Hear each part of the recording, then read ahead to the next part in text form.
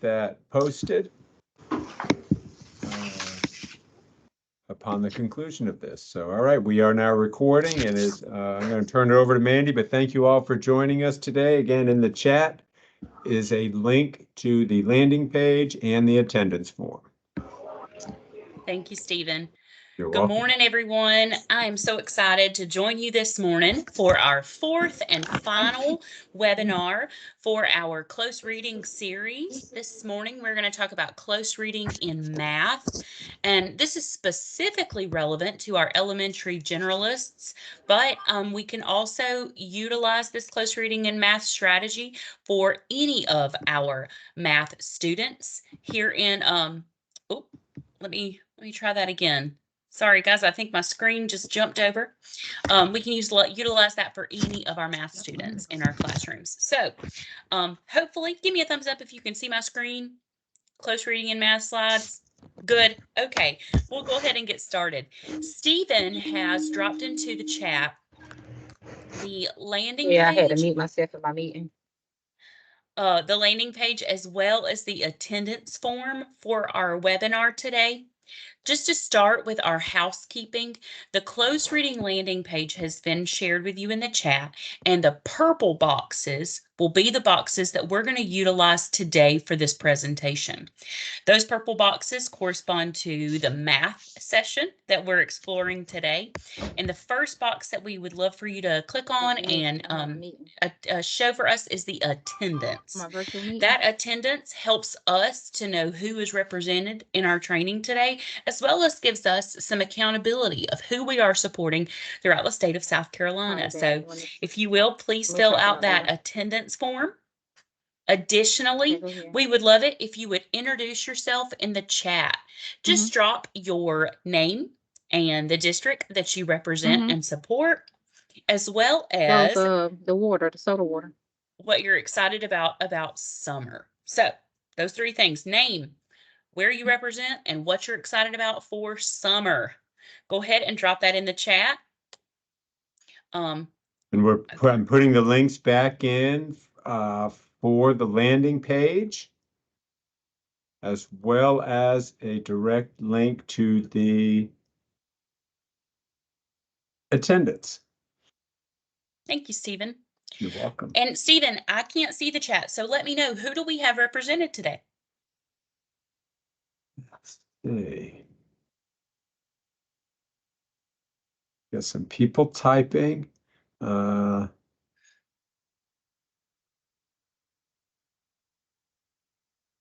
We have Heidi from Spartanburg 5.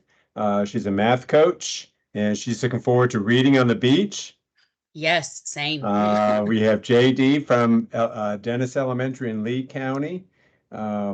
She's going to be, how fun. She's going to be going home to her home country, to Jamaica, where she'll get to see her 90-year-old grandmother. Yeah, I'm sure. Get some strawberries. Get some stories from your grandmother, I hope. We have an instructional coach from North Aiken Elementary.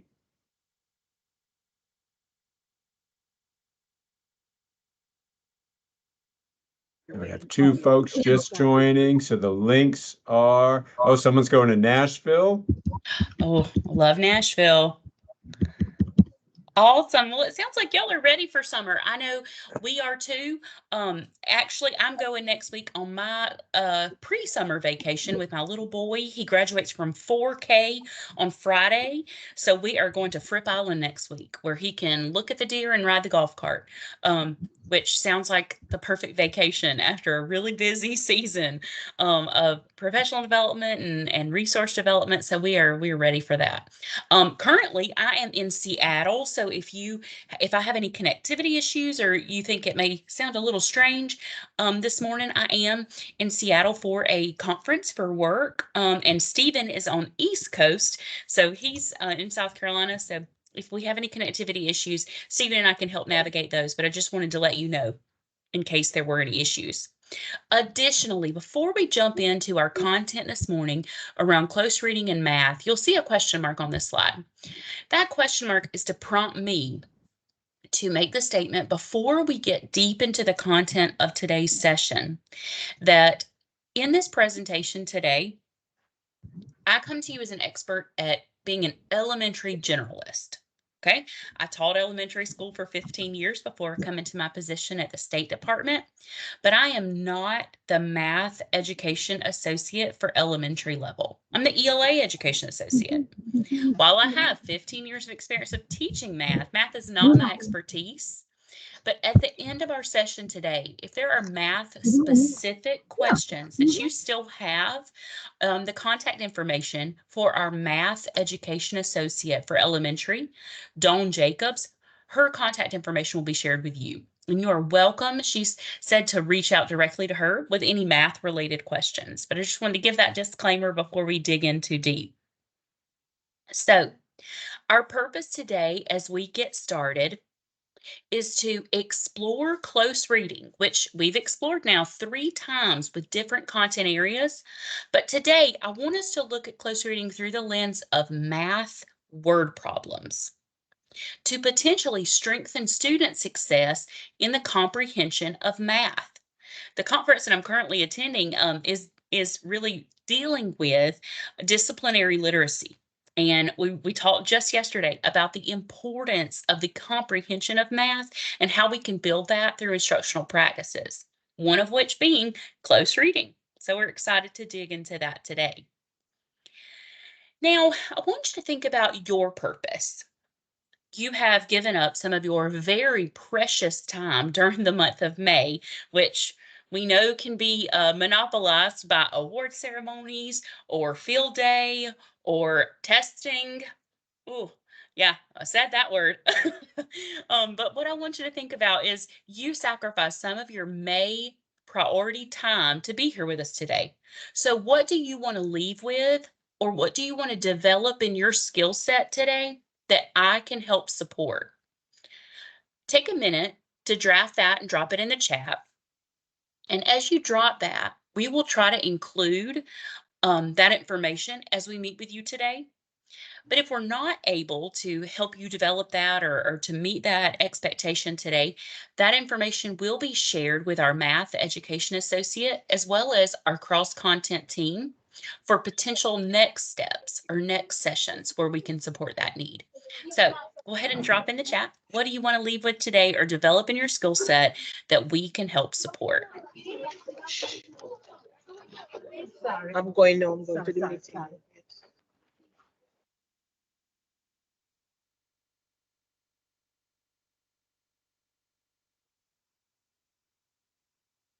Stephen, as those answers come in, I'd love for you to share with us.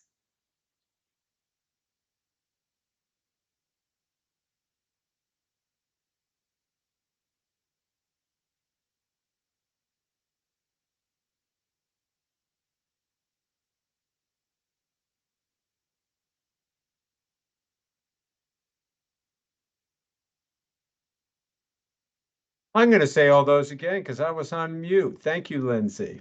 So here I am going. So I'm going to read these comments again. So we have an ELA teacher who is curious how to support their fellow math teachers, how to support teachers breaking down multi-step word problems. And, oh, I love this, how to encourage and support my secondary teachers who don't teach reading or vice versa. Absolutely. We definitely heard some of that discussion yesterday, but I'm not a reading teacher. That's not what my degree is in. Yeah, we hear that often from our secondary audience, but how can we infuse those reading strategies in the math classroom? Yeah, how closely aligned that close reading process is to solving word problems, breaking them down. And just looking for some different ways to implement differentiation and use close reading in math. Okay, awesome. I also appreciate that I heard multi-step problems. That will be something that we'll talk about a little bit at the end of our close reading session today, because a lot of the strategies we see used in classrooms, maybe like the cubes strategy, aren't transferable successfully to multi-step word problems. And we'll see an example of that in just a few minutes. So without further ado, let's get started with our agenda. So we have 3 parts today. The first being what is close reading?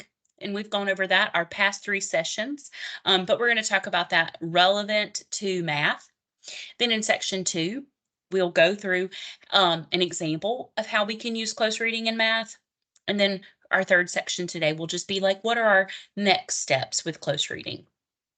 And what are our next steps at the South Carolina Department of Education in the Office of Assessment and Standards cross-content team to support your work. So first, let's just get a definition of close reading in math in your hands. So take a minute and read this definition.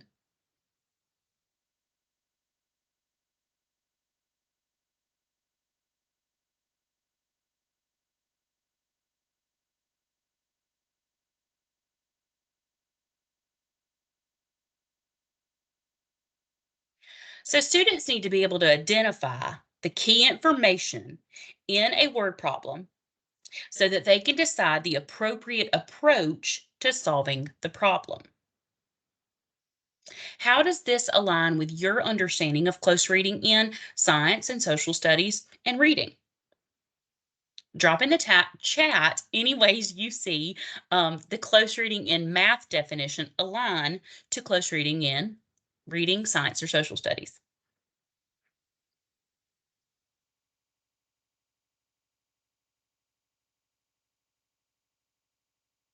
Stephen, as those answers come in, you can kind of share out for us.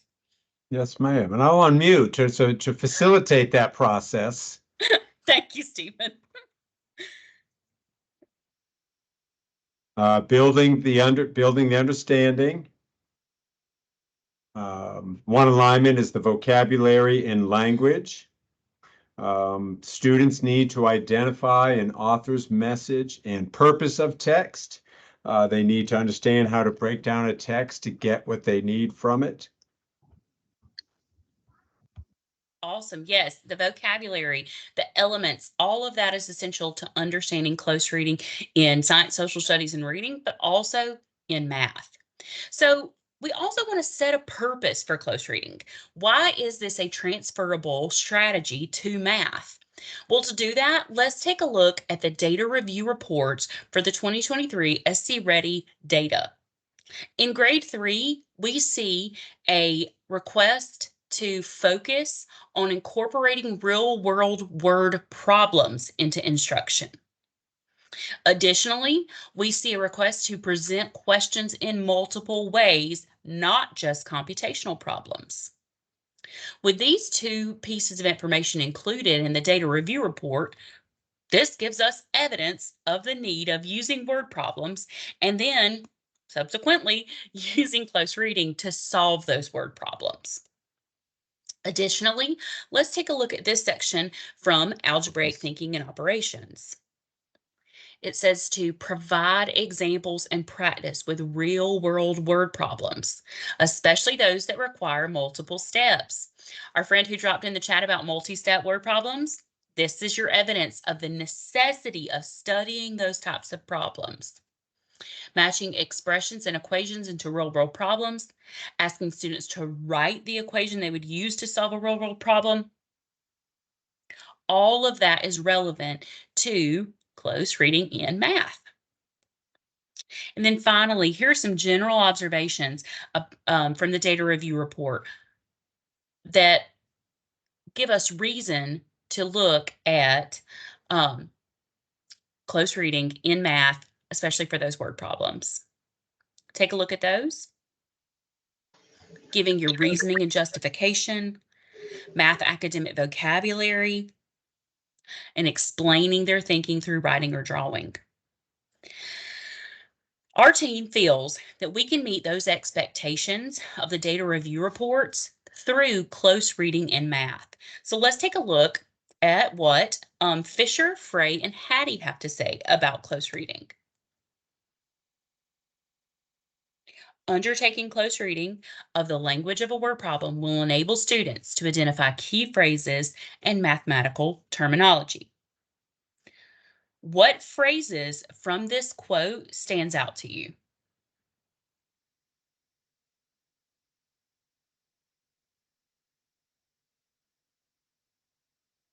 Stephen, what are we seeing in the chat? Key phrases.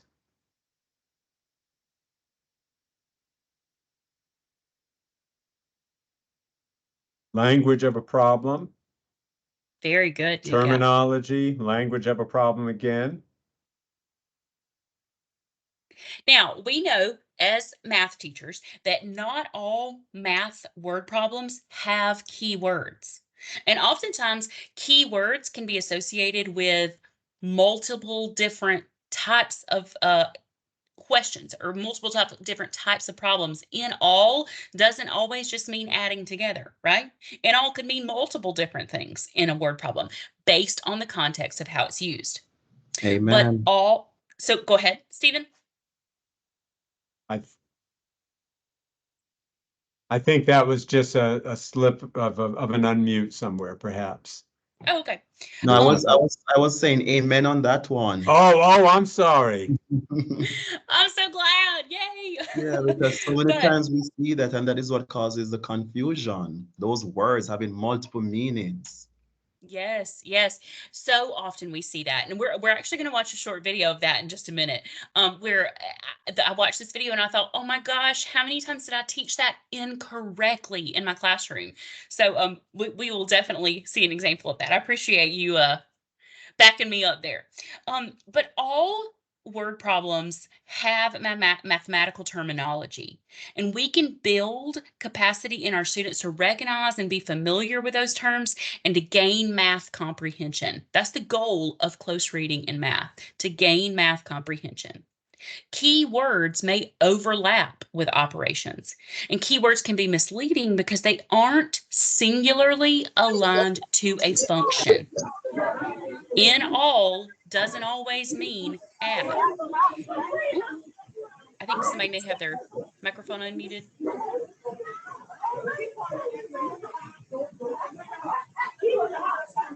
You can be reminded to please mute your mic.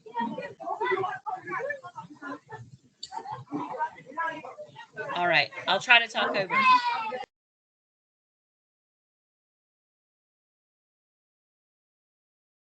Now you're muted, Mandy. There we go. Can we hear me now? Yes. All right, awesome. All right, so let's talk about that example. Here's a short video that shows us what that confusing math word work may look like.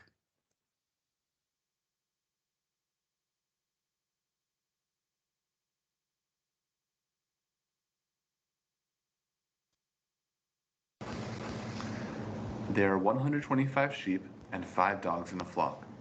How old is the shepherd? What? There are 125 sheep and 5 dogs in the flock. How old is a shepherd?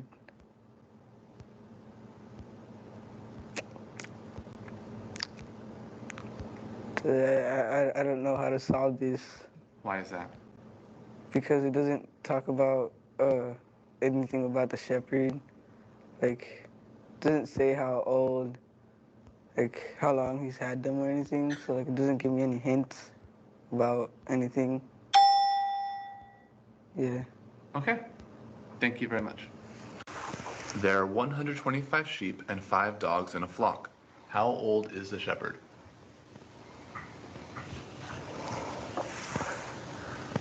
$120 old. Oh, How do you know it's 120? Can you please write down here?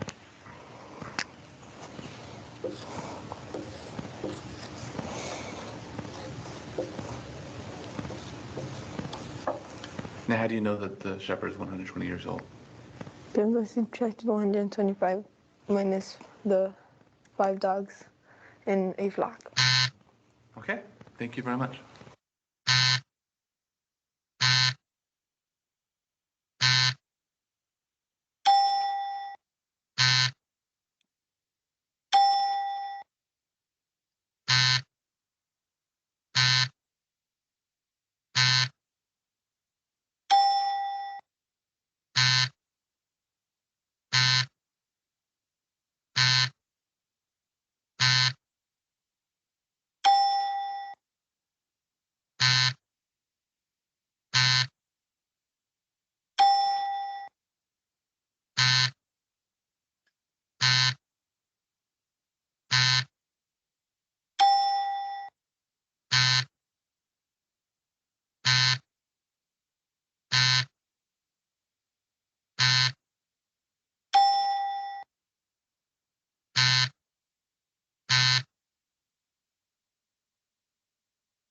Thank you. Can you tell me, how did he know to divide?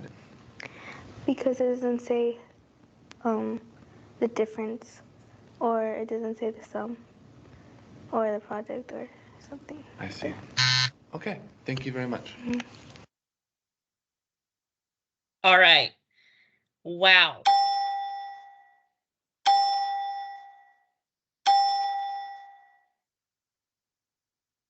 All right. I'm going to pause it right here. Let's talk about this for just a minute. This is an 8th grade classroom. Okay, but this could easily be 4th grade.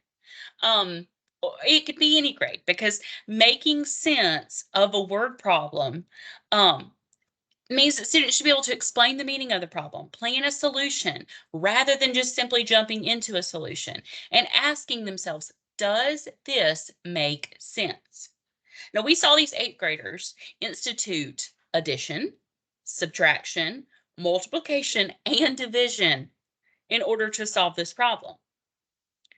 But less than 25% of this class was able to answer that you can't solve this problem with the information given. In the chat, respond to, have you seen this in your classroom, or what did this make you think about?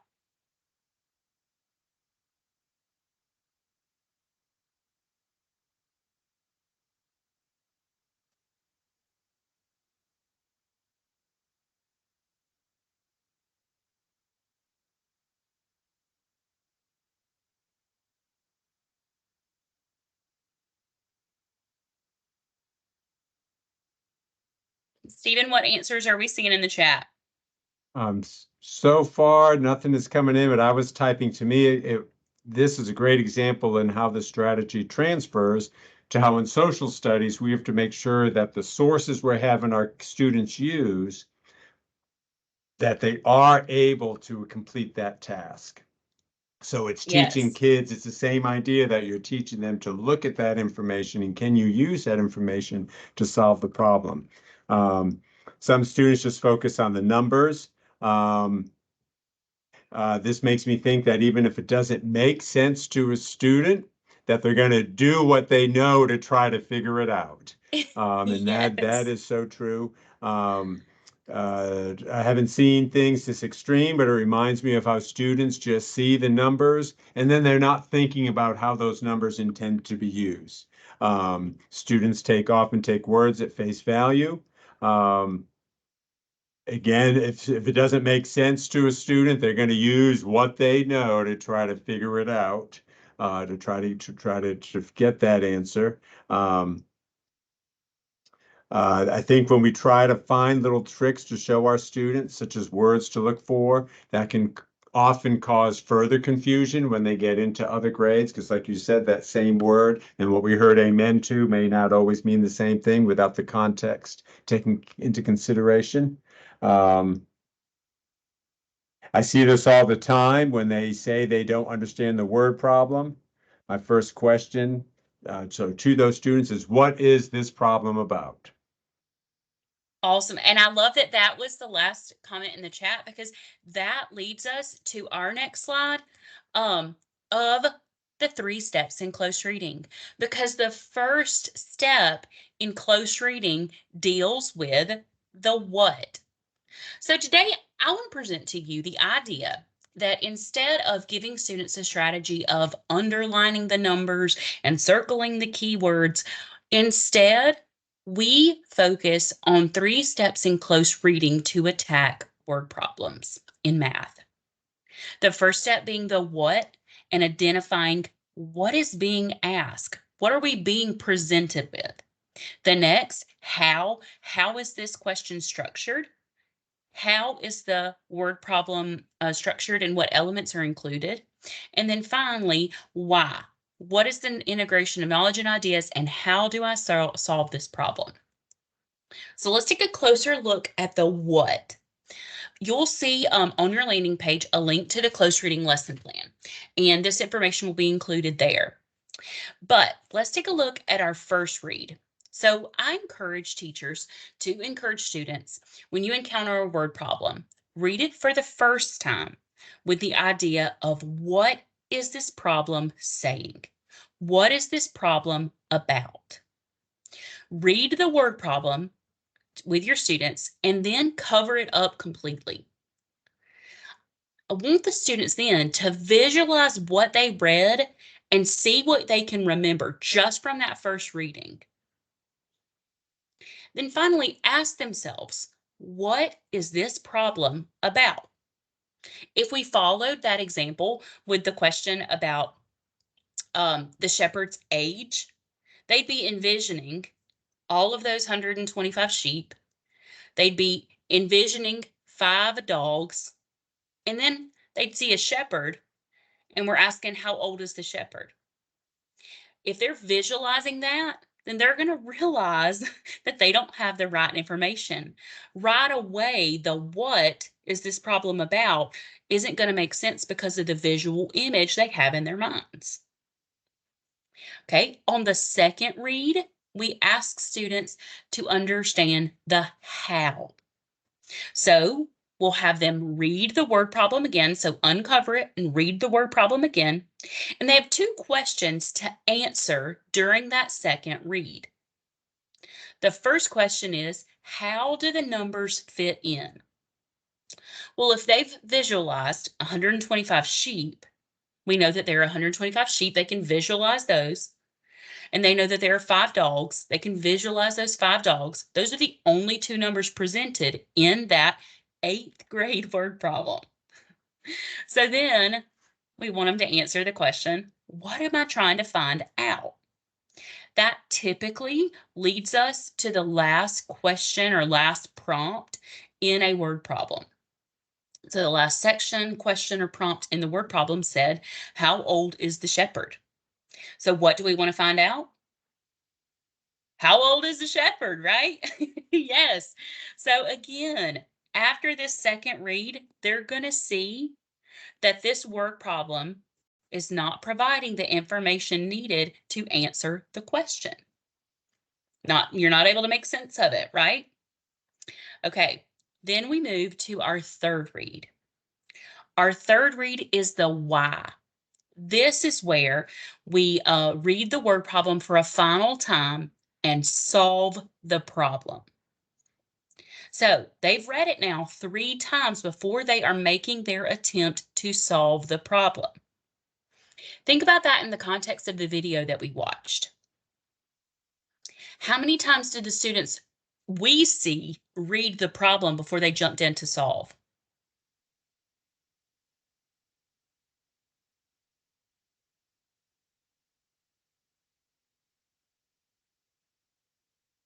Once.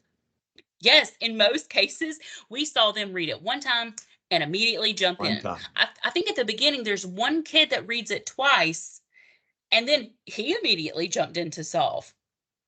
Nowhere in that video, and of course, we didn't see the entire procedure with each student, but nowhere did I see a student read it 3 times before attempting to solve the problem. So in that third read, they read the word problem for the final time, the third time. They solve the problem, but then the why links us to, does my answer make sense and why? So when a student was asked to explain, why did you subtract 125 minus 5? They were asked essentially this question, does that answer make sense? Why did you do that? They gave a reason, but that reason didn't make sense. Vondra, would you like to unmute? I saw your hand raised. And you Yes, typed I that just you had have a quick question, comment or observation. I also noticed in the videos from the students that we saw that the students that realized that it did not make sense read it twice. Oh, Vondra, I love that. Yes. Even they were catching themselves, right? They're like, hold on. I know I need to try this again. Yeah. Very good. Any other comments or thoughts from this process and what we see?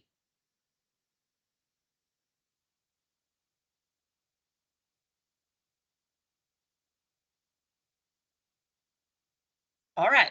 Well, that leads us to our first pause and ponder.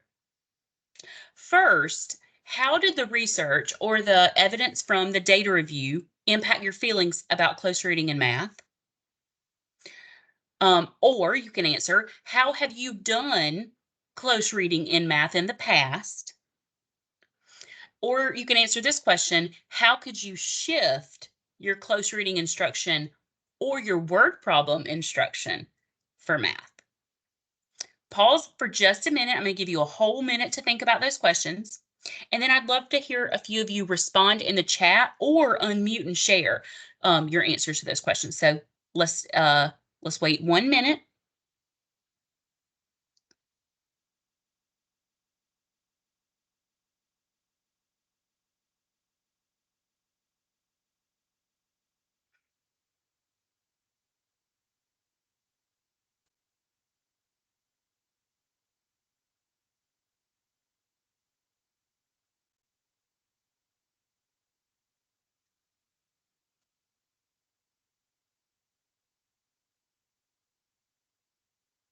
All right, now you can drop it in the chat, your answer to any of these questions, or unmute and talk to me.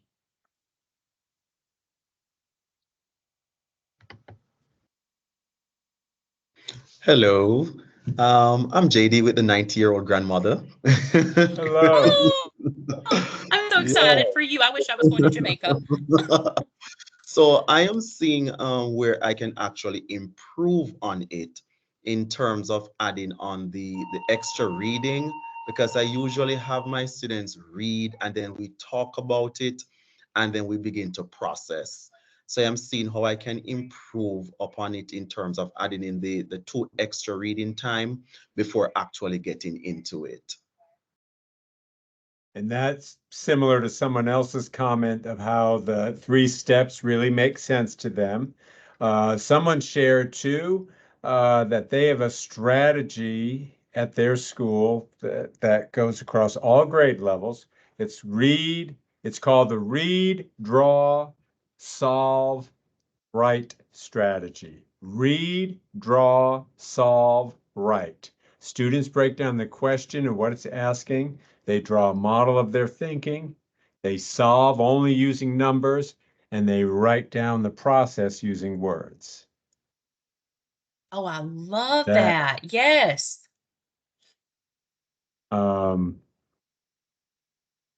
Someone made a connection that it's kind of reminds them of the say, mean, matter process. It's important for those 3 reads. Again, a shout out for the research that supports this.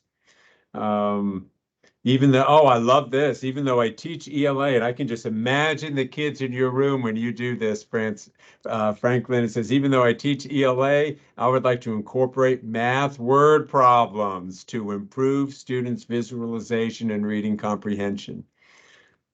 I love that. Kristen writes, I've used close reading in a problem-solving process where the kids are analyzing the problem for what's being asked, what information is needed, what's not needed, what operations do they think they're going to use, or any additional things to look out for.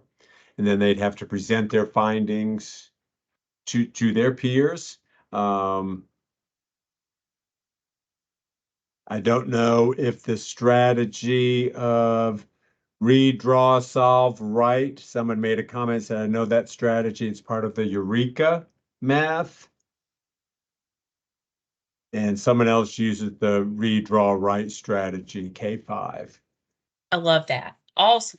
And I see such close alignment. You could even infuse some of the questioning from the close reading strategy into that redraw write that strategy. So I see a lot of crossover there. And I could take some of your strategies and infuse them into my close reading plan for solving word problems. So I love that connection. Thank y'all. I love that this is also not something brand new, right? This is something that we've done before in other content areas or something that we're currently doing, but maybe the questioning and the process that we're presenting today is just a tightening up of the alignment or a new strategy for other ways to say what you're already saying to your students. So we're not throwing the baby out with the bathwater, right? And on that And- note, I just saw this comment and I love it. And Amanda thought this would be a great bell work in ELA. And I'm thinking how often I hear from elementary teachers who are so strapped for time and they're not having adequate time, particularly for science and social studies. Sorry for that little selfish ploy here, but what a great way for that bell work for a teacher to bring in other content areas that perhaps that skill that they're using in the bell work, in this case, the breaking the problem apart, could then be practice again in a small group with that teacher, so there's lots of ways you could tie in your bell work to your lesson and then bring in other content areas, giving your kids opportunity to practice that at bell work. I love it. And I love that you said that you mentioned something about the vocabulary being used, and it's important to present it in all classrooms. One piece of information we heard yesterday at our conference, and was talking about disciplinary literacy, is that in upper elementary and in middle school, oftentimes academic vocabulary is the greatest barrier for our students of diverse populations, because they don't have access to that language as readily as other students who maybe have the background knowledge of academic vocabulary. So any way that we can infuse academic vocabulary, that math language, that science language, that social studies language, into all classrooms, the more we benefit all of our students. And it's an equity issue, right? We want all students to have the same opportunities. The more we use that academic vocabulary more frequently and appropriately and in context, the better we equip our students to access it. So just y'all are doing such great things, and I love to be able to brag on South Carolina at these nationwide conferences. So I will have to go back and say, hey, we're already trying that in South Carolina.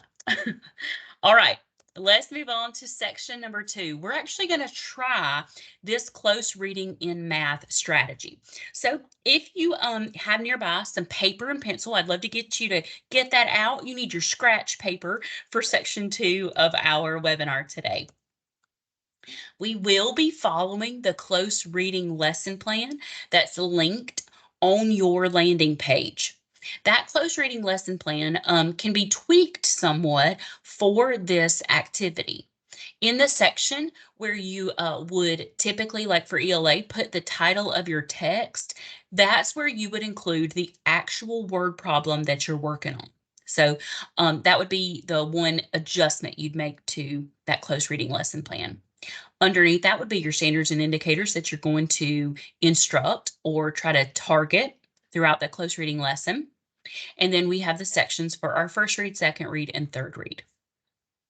So let's take a look at the text and standards and indicators we'll be focusing on today.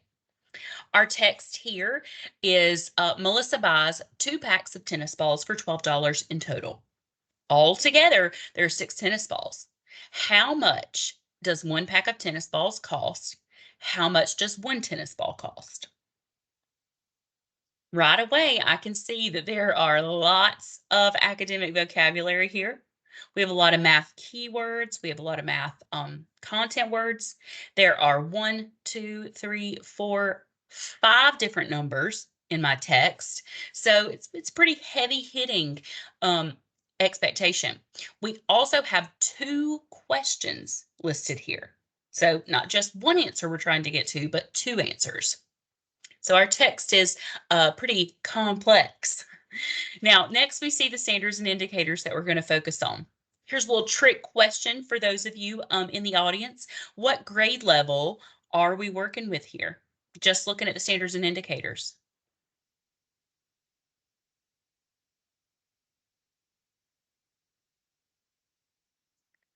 Hopefully I see you dropped in the chat.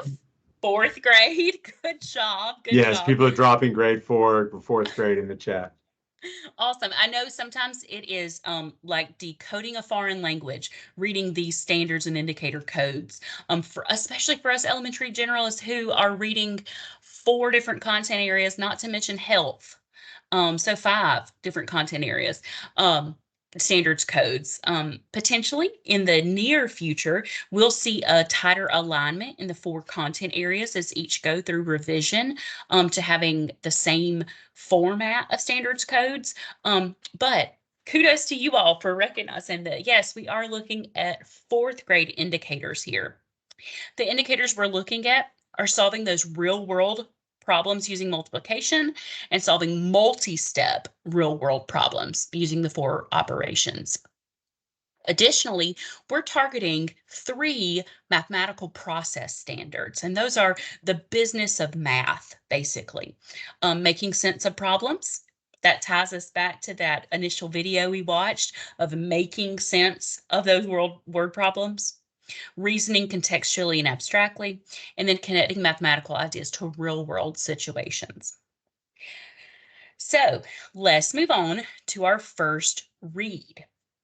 In the first read, remember, you are to read the word problem and then cover it up completely. Then you're to visualize what you read and see what you can remember. Ask yourself, what is this problem about? So I want you to put yourself in the place of the student, okay? So I know this is going to feel a little uncomfortable, but everybody close your eyes. I'm going to read the word problem to you. Melissa buys 2 packs of tennis balls for $12 in total. Altogether, there are 6 tennis balls. How much does 1 pack of tennis balls cost? How much does 1 tennis ball cost? Think about what are you visualizing as I read the word problem? What can you remember about what I just said?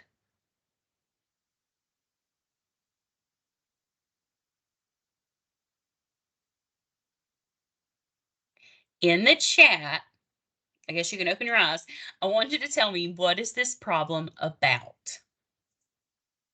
Answer as if you were a 4th grader. What is this problem about? And so far, see, we're talking about packs of tennis balls, how much the tennis balls cost, cost of tennis balls, cost of tennis balls.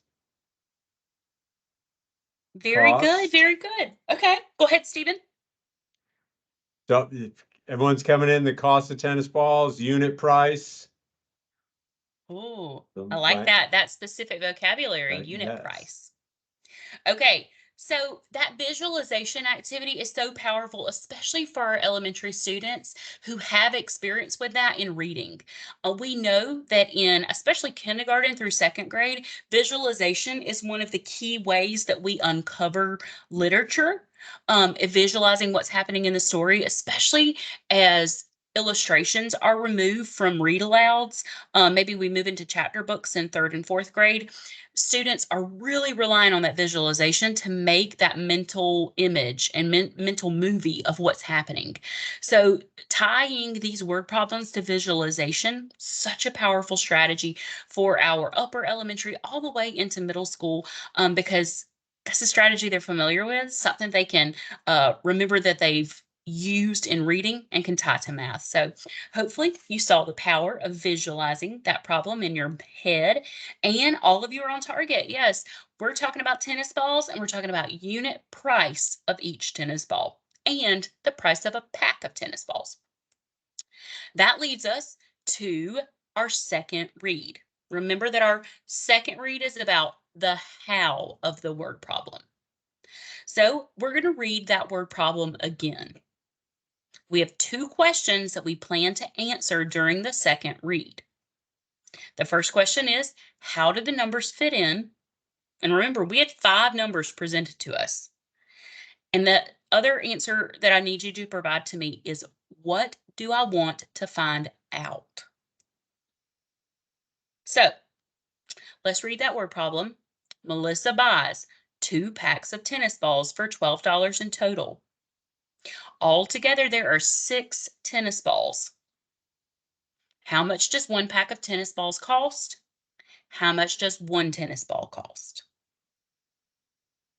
So, how do the numbers fit in?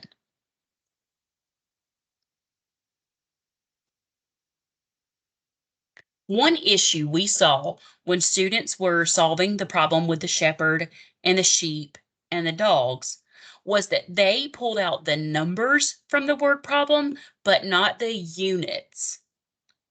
One way you can encourage your students when answering question, the first question here in read number 2, how do the numbers fit in, is to pull the numbers out of the word problem with the units.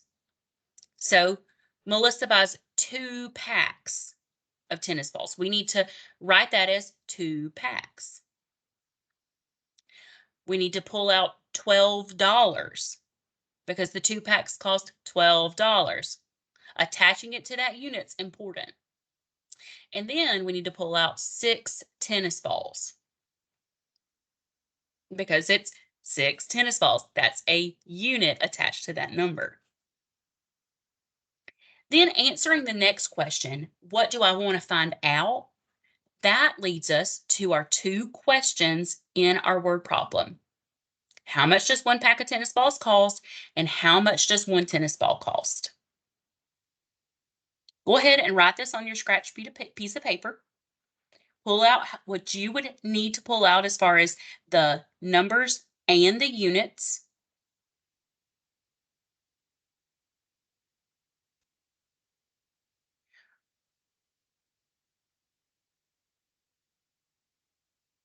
When you're pulling out those numbers again, it is vital to mention the units and the numbers together. In a word problem, it's essential that the numbers are connected to that unit because this gives clarity in how to use and understand the numbers. If we would have done that, if we would have seen the teacher do that in the shepherd, dog, and sheep problem, we would have seen that you can't subtract 125 sheep minus 5 dogs. How does that make sense to find the age of the shepherd, right? Pulling out those units is essential here.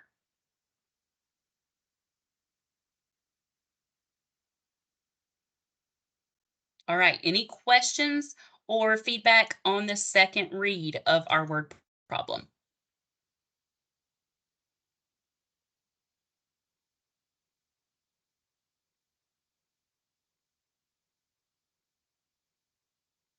All right, seeing none, that leads us to our third read. Remember, our third read is the why. This time, we're going to read the word problem for the final time. We're going to solve the problem, and then we have to answer, does my answer make sense? So let's go ahead, read that word problem one more time. I'll let you read it.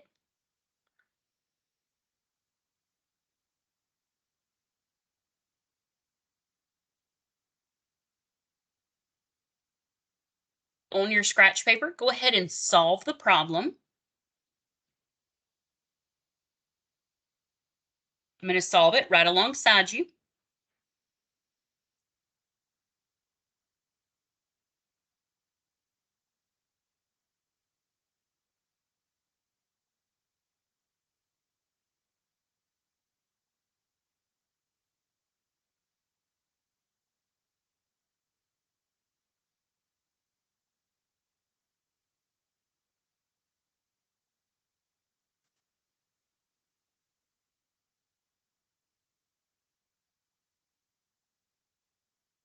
All right. After you've solved it, you should have 2 answers, right? Because we had 2 questions.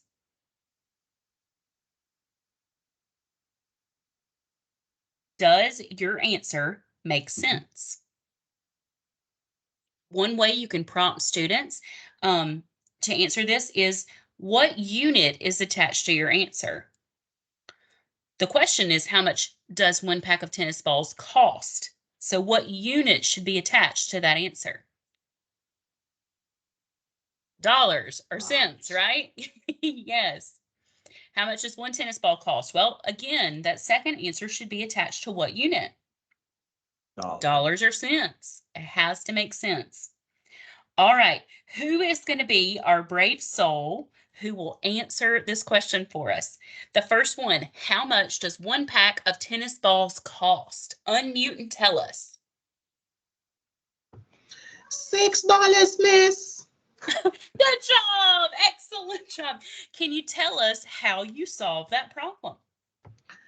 So what I did, I draw 2 boxes and I connected them to $12.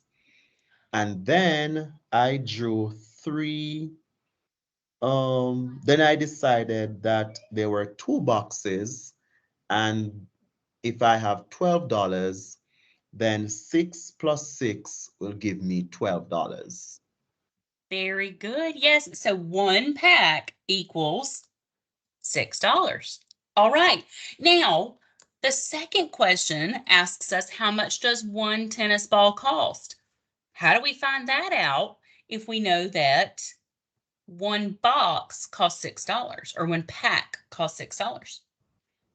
Anybody else want to unmute and be brave and answer that?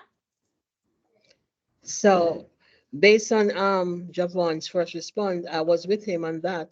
But then it says there are 6 tennis balls. So I also know that there are 6 tennis balls. When I divide that into 2 groups, and I have 3 in each box. So there are 3 in each box. And so Okay. So there are 3 balls in each pack, and yes. a pack is $6. So how much is Wow. each tennis ball? So I am going to divide my 6 by 3, which would give me $2. Very good. Okay. Does that answer, audience, make sense?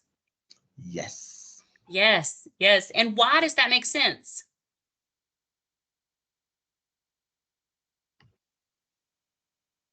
Because we're asking for how much something costs.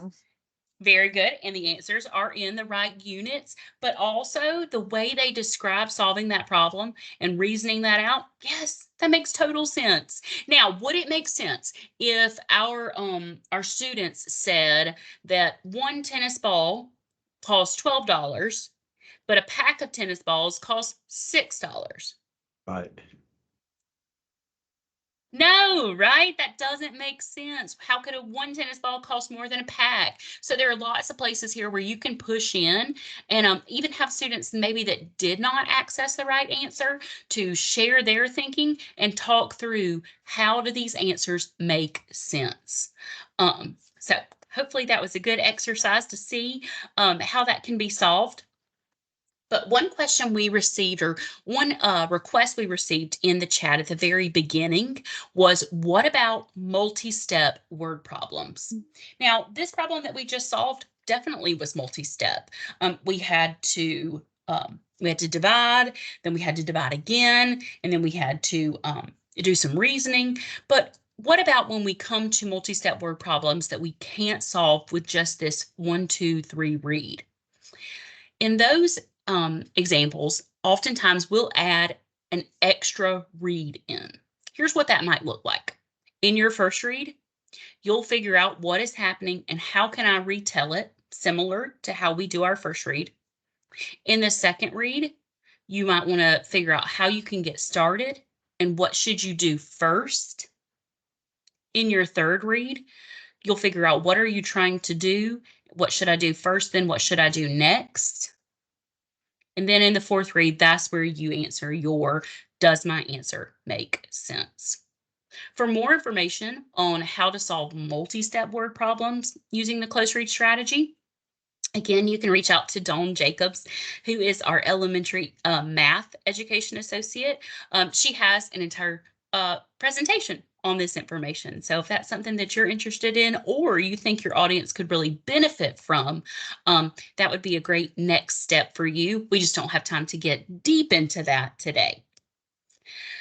All right, here's our pause and ponder. What are you thinking now? After this brief overview of the close reading and math strategy, what are you thinking? What would this look like in instruction for you? Go ahead and drop that in the chat.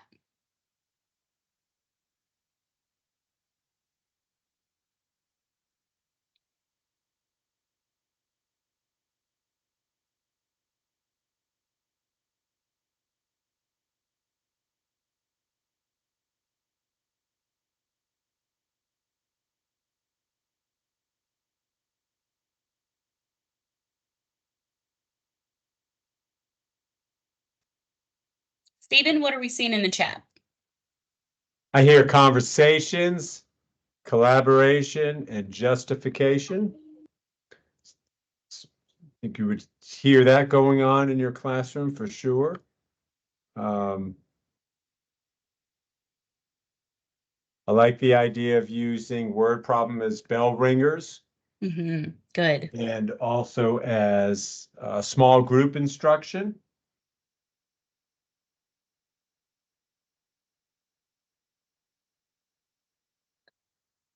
Awesome. Well, that really brings us to the end of our time together today. So again, we want to share our contact information with you. This can be accessed in our slide decks. At the very end, we share our email addresses with you. My name is Mandy Hawker. I'm the Elementary ELA Education Associate for the Office of Assessment and Standards. Stephen Corsini has been my co-pilot today, and he works with K-8 social studies. Brent White, who presented 2 times ago, is our Elementary Science Education Associate. And then Dawn Jacobs, she is our Elementary Math Education Associate. We are all open to meeting with you all or discussing your next steps with close reading or any cross-content ideas you may have for us as far as what we can offer for you coming up in this summer or in the fall. We'd love to hear your ideas or what you need from us and how we can support your work. Thank you for all the comments. Someone had just asked about attendance, so I just stuck that link back in. That being said, I want to take you to our final section. This is our feedback survey. In this feedback survey, you'll be prompted for my name. My name again is Mandy Hawker. The title of our session is Close Reading in the Content Areas.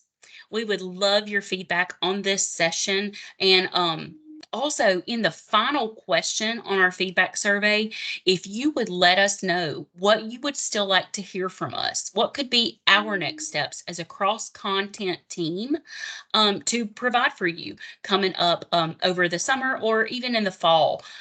If you'd like some in-person sessions or some regional offerings, if you'd like more webinars, following this same kind of format, we'd love to just provide what you need as how you support the state and the students of South Carolina. Stephen, I'll let you close us up. All right, so we, again, thank you so much. That link is in the chat for the survey. We, just like you have yours, your evaluations, part of ours is determined by that feedback. So we need good, honest feedback. And like Mandy said, so we can better serve you.